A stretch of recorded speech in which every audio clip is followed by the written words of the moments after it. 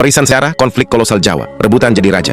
Kalau kalian biasanya cuma mendengar sejarah tentang pergolakan istana karena berebut tahta di masa lalu, seperti di zaman Majapahit, setelah wafatnya Hayam Wuruk, terjadi perselisihan antara Wikramawardhana dan Brewirabhumi sampai pecah perang Paregreg.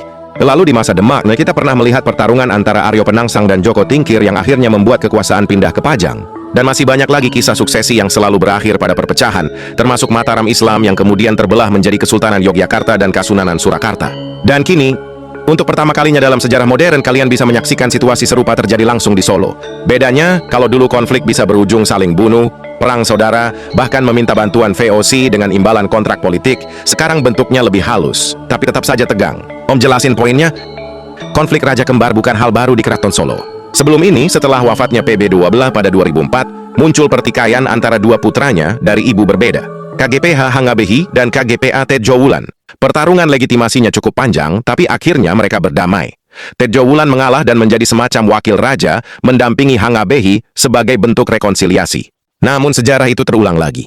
Sebelum wafat, PB12 sudah menunjuk KGPH Purbaya sebagai putra mahkota.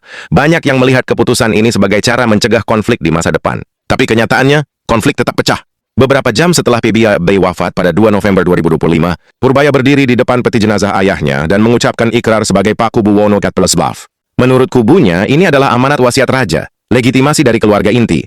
Namun beberapa hari kemudian, Lembaga Dewan Adat LDA mengambil langkah berbeda.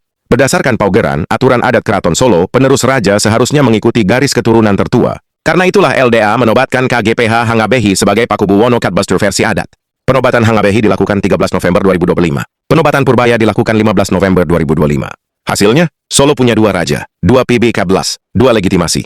Purbaya memegang wasiat raja plus dukungan keluarga inti. Hangabehi memegang adat, paugeran plus dukungan Lembaga Dewan Adat. Gen Millennial versus Gen Z. Keduanya merasa paling sah, paling benar, dan paling berhak.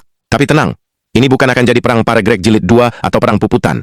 Ini tetap konflik keluarga, tapi efeknya besar. Marwah keraton sebagai pelestari budaya bisa terganggu. Pemerintah ke Solo memilih netral, menjaga kondisi tetap kondusif. Tapi jelas, konflik ini jadi perhatian publik, karena menyangkut warisan budaya Jawa.